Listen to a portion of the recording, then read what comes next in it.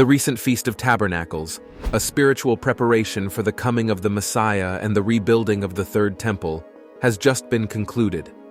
This fusion of ancient customs and modern ambition marks a significant chapter in the unfolding narrative of faith, heritage, and destiny. Join us as we delve into the events surrounding the Feast of Tabernacles and its pivotal role in realizing the Third Temple, unraveling its profound implications for the Jewish community and the world.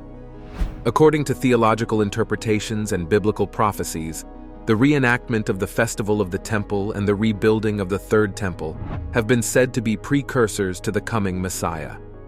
It is a prophetic sign that the end times are drawing near. This significant event was recently celebrated in Jerusalem, a sign that the long-awaited Third Temple rebuilding is ongoing. This reenactment isn't merely a historical show, but a powerful symbol of faith and continuity. It signifies a revival of age-old practices in the temple times, a bridge connecting past to present, and a declaration of hope for the future. Central to this reenactment is the notion of rebuilding the Third Temple, which is about restoring a spiritual and cultural legacy. The core element of the water libation ceremony that embodies this revival is a plea for blessings and a prayer for a renewed connection with the divine. In the shadows of this sacred reenactment lies a profound belief that this restoration isn't just about a temple, it's about a promise of a brighter, unified future. For many, it's tied to With its deep spiritual resonance, this reenactment speaks volumes about the enduring faith and the yearning for a future illuminated by the presence of the Third Temple and the return of the Messiah. The concept of the second coming of the Messiah carries profound significance in various religious traditions, particularly within Christianity and the Abrahamic faiths. In the Christian doctrine, Jesus Christ is recognized as the only Messiah who will return to redeem the world. They believe that for Christians, the second coming carries immense significance for several reasons. Enshrined in biblical teachings, it envisions Jesus' triumphant return to earth in his glorified form. This event is perceived as realizing prophecies outlined in the New Testament. Passages from the books of Matthew, Mark, and Luke all foretell the return of Jesus Christ. This event is often intertwined with other prophesied occurrences, including the resurrection of the dead, final judgment, and the establishment of God's kingdom on earth, which, according to many Christian kingdoms of unparalleled peace, justice, and righteousness, aligns with ancient prophecies on earth. This belief is closely tied to concepts of divine justice and redemption. Beyond its theological weight, the Second Coming offers solace and fortitude to the faithful. It is an unwavering assurance that sin and evil will no longer exist when it happens. This grand event signifies the apex of God's redemption, heralding the restoration of creation and the defeat of Satan. Divergent beliefs regarding the specifics envelop Jesus' return. While a shared conviction in his reappearance persists, interpretations differ. Some anticipate a tangible, visible return, while others embrace a symbolic or metaphorical understanding, emphasizing spiritual transformation. The notion of the Messiah is foundational in Jewish eschatology. It's crucial to note that within Judaism, the concept of a second coming differs from Christianity, as it anticipates the inaugural arrival of a messianic figure. The figure likened to the second coming of the Messiah is a future Jewish king descended from the Davidic line, destined to govern the Jewish people in the Messianic age. The Babylonian Talmud has diverse perspectives and discussions regarding the concept of the Messiah in Judaism. While there is no single unified narrative, Tractate Sanhedrin 98b suggests that the world will endure 6,000 years, with the final 2,000 years being the Messianic era, indicating an expectation for the Messiah to come within this period. The Tractate Sanhedrin 97b highlights several signs believed to precede the coming of the Messiah. These signs encompass social disorder, widespread apostasy, and economic hardship. However, it is also stated that the Messiah will not arrive until all judges and officers have departed from Israel, suggesting a need for certain conditions to be met. The advent of the Messiah is intrinsically linked to the redemption of the Jewish people and the fulfillment of God's pledges. Despite the different thoughts and beliefs about when the Messiah will come, There's one thing both Jews and Christians agree on: the need to rebuild the Third Temple. It's like a common goal that brings them together. The Third Temple bears immense significance in Jewish and Christian eschatology, albeit viewed through distinct theological lenses. For Jews, it's rooted in the historical and religious legacy of Jerusalem's First and Second Temples. The Temple, or Beit HaMikdash as it is called, is considered the earthly dwelling place of God's presence. Its destruction and the anticipation of its rebuilding play a prominent role in Jewish eschatology. The Talmud describes the temple's structure, function, and the rituals connected to it, including the water libation ceremony. Also, there's an anticipation of the Messiah's arrival coinciding with the construction of the Third Temple on the Temple Mount, Har Habayit, in Jerusalem. This belief draws heavily from the Hebrew Bible Tanakh prophetic scriptures. Ezekiel's prophecy in verses 40-48 vividly depicts this future temple. Its reconstruction signifies the re-establishment of a central sanctuary. It signals a time of Jewish unity and homecoming to Israel known as Kibbutz Galuyot. This era envisions an age of harmony, with the divine presence, Shekinah, dwelling among humanity. Discussions within the Babylonian Talmud delve into the details of the temple's construction and its associated rituals. There are differing views on whether the rebuilding of the temple will be achieved through human effort or divine intervention. In Tractate Sukkot 41a, it is said that God will build the Third Temple. It also states that the future Sukkah of the righteous, which God will create for them, will be made from the skin of the Leviathan. Some commentators interpret this Sukkah of the righteous as a reference to the future temple. Christians, especially those aligned with evangelical and fundamentalist beliefs like dispensationalism, regard the Third Temple's construction as a pivotal end-times event. This interpretation springs from specific passages in the New Testament. Notably, 2 Thessalonians 2:4 speaks of a figure declaring himself God in God's temple, sparking the belief that a physical Third Temple must precede these apocalyptic events. Likewise, the Book of Revelation 11:1-2 alludes to a temple, often interpreted as the Third Temple. For these Christian groups, the Third Temple acts as a symbolic beacon, heralding the imminent return of Jesus Christ. It holds great significance as the cornerstone of redemption and a path for individuals to find reconciliation with God, gaining forgiveness for their transgressions. By embracing Jesus as their Lord and Savior, believers enter a transformative journey marked by spiritual renewal and the promise of eternal life. These discussions and interpretations highlight the multifaceted nature of Messianic expectations and the importance of the temple in Jewish theology.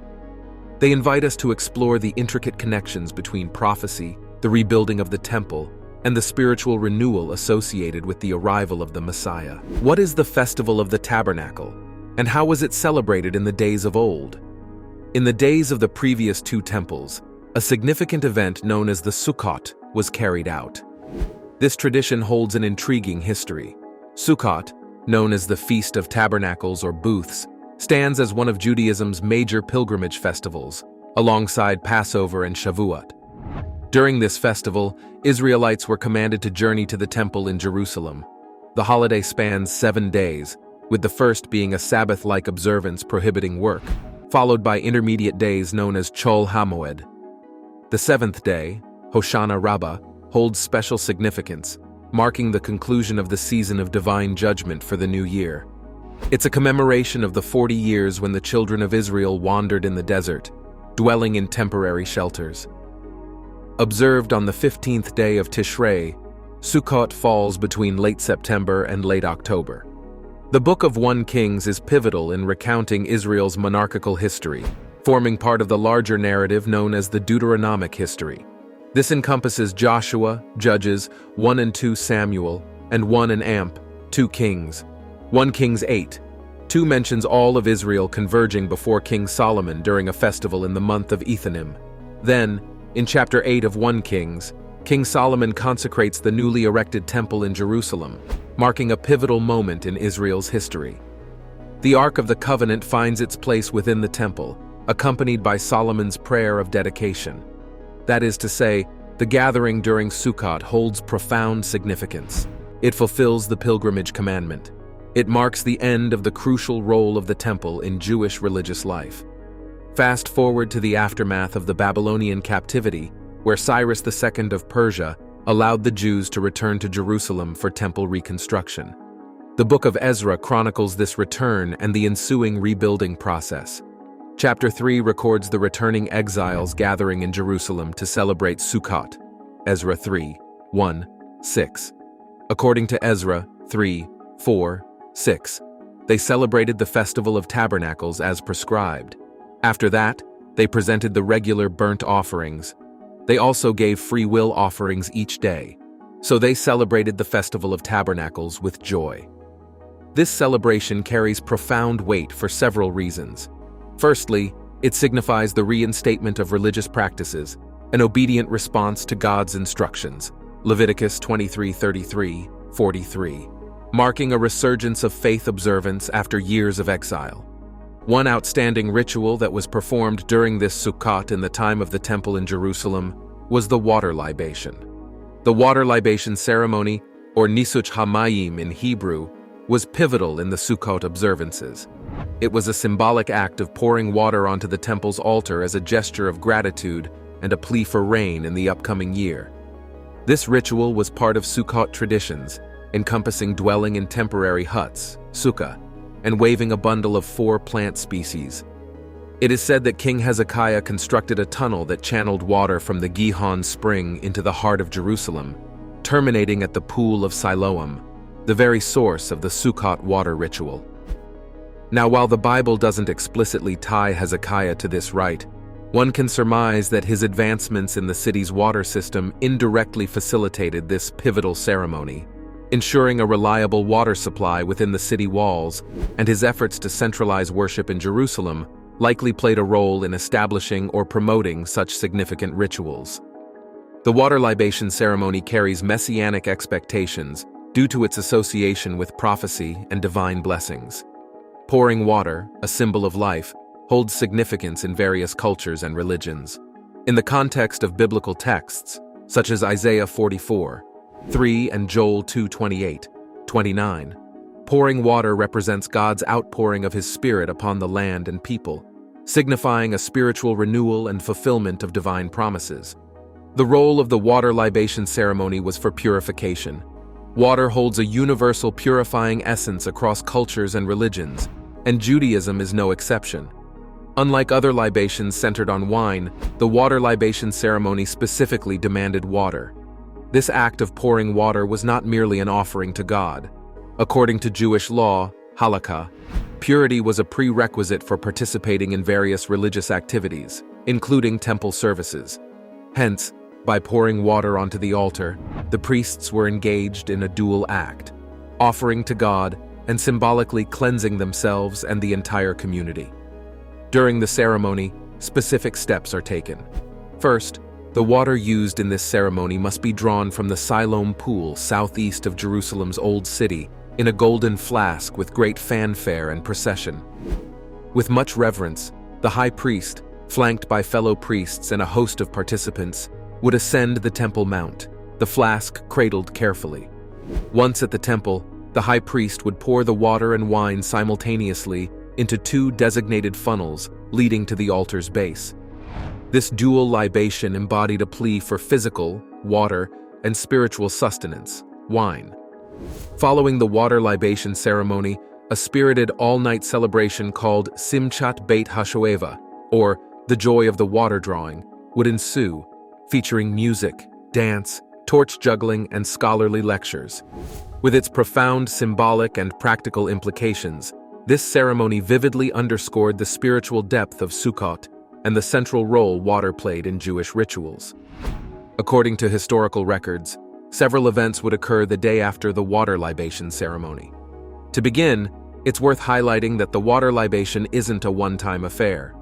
It graces each morning throughout the entirety of Sukkot, which prompts a cycle of preparation as priests once again draw fresh water from the Shiloh spring, ensuring a steady supply for the day's sacred service. After that, the religious observances during Sukkot continue. This involves making extra offerings, often referred to as musaf offerings. Then, there's the recitation of Hallel, a special collection of psalms filled with praise. Another important tradition is the procession around the altar, where priests carry the lulav and etrog. These are 4 specific types of plants mentioned in Leviticus 23:40 for use specifically during Sukkot. It's like a beautifully choreographed dance of devotion. With their intricate choreography, these ceremonies speak volumes about Sukkot's spiritual depth and communal spirit. But what deeper meanings do these rituals hold for us today? In Jewish belief, water is intricately linked to salvation and holds deep spiritual meaning. The prophet Isaiah beautifully captures this connection when proclaiming, "With joy, you will draw water from the wells of salvation." Isaiah 12:3. Symbolically, water represents life, purification, and divine blessings in Jewish thought. During the water libation ceremony, pouring water onto the altar becomes a powerful expression of gratitude for God's life-giving gift of water and a fervent prayer for continued blessings. It also symbolizes the outpouring of God's Spirit, as referenced in passages like Isaiah 44:3 and Joel 2:28-29:8. However, the water libation ceremony is significant for groups advocating rebuilding the Third Temple. For these groups, the ceremony represents a pivotal step towards restoring the full temple service, believed to herald the arrival of Messianic redemption. Notably, just recently, the Temple Institute, an organization dedicated to preparing for the construction of the Third Temple, has gone as far as reenacting the water libation ceremony as it was done in ancient times in Jerusalem's Old City. Through these reenactments, they seek to educate people about the ceremony's profound importance and, perhaps more poignantly, voice their longing for the day when the temple will again stand in its full glory.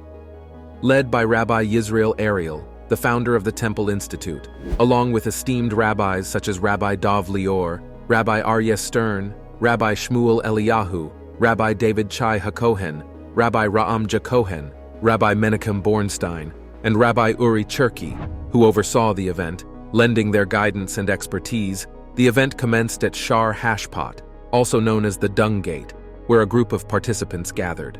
Dressed in biblically mandated priestly garments, the priests were joined by Levites carrying musical instruments and wearing special vestments. With excitement in the air, the musically gifted Levites led the procession, filling the ancient walkways with the joyful melodies of drums, violin, guitar, and clarinet. As the crowd went through the city, singing and dancing, they passed by the archaeological remains of the ancient city of David, traversed an Arab village, and finally arrived at the Siloam spring. At designated stops along the way, the sound of 4-foot-long pure silver trumpets resonated, adding a touch of solemnity to the event. Although the reenactment was not open to the public, a select group of 10 participants had the privilege of drawing water from the Shiloh pool. This pool was the starting point for pilgrims embarking on their annual journey to Jerusalem for the biblical feasts. Before ascending by foot to the inner court of the Temple Mount to present their sacrificial offerings, pilgrims would cleanse themselves in the pool. At the Shiloh pool, the golden jug was ceremoniously filled, signifying the drawing of water for the libation. The procession then made its way back up to the mountaintop. In an open area adjacent to the western wall, a model altar, adorned with sizable leafy willow branches, as was the custom during temple times, and its utensils were set up, reminiscent of the ones used in the ancient temple. The ceremony was the focal point of celebration in the 15 hours it lasted, with people from far and broad participation. What significance is the reenactment of the water libation to rebuilding the Third Temple? The rebuilding of the Third Temple goes beyond merely constructing a physical structure. It encompasses the revival of ancient religious practices and associated rituals. Among these practices, the water libation ceremony holds particular significance. The water libation ceremony symbolizes continuity, bridging the gap between past temples and the envisioned new one. Reinstating this ritual reaffirms a deep faith in divine providence. It strengthens the connection to historical traditions that have shaped the religious and cultural identity of the community. While the focus may be on the physical reconstruction of the temple itself, It is crucial to recognize that the water libation ceremony plays a pivotal role in the spiritual and cultural revival accompanying this endeavor. In the book of Isaiah, a verse resonates with deep meaning. "With joy, you will draw water from the wells of salvation." This verse has long been associated with the water drawing ceremony that takes place during the festival of Sukkot. In Jewish tradition, the concept of salvation is often intertwined with anticipating the coming of the Messiah. Amongst some Jews, especially those of Orthodox descent, there is an expectation that the water libation ceremony will play a significant role in the spiritual and symbolic restoration of Jewish worship in the Third Temple. At the reenactment of the water libation ceremony, we witness the fusion of history, spirituality, and messianic expectations. As the waters are poured, so are the hopes of generations that the Third Temple will rise, and the promise of a brighter and more unified future with it. With this reenactment, who knows, perhaps it is time for Christians to spiritually prepare for the second coming of Christ. As we look forward to fulfilling the gospel, let's also ensure our body, the temple of God, is consecrated and purified for His coming. Are you of the belief that the Third Temple in the Scriptures is the spiritual awakening of the children of God? Or do you also share in the beliefs of Orthodox Judaism that the Third Temple has to be built in preparation for the coming of the Messiah? Whose views do you share? Let us know in the comments section. Thank you for watching.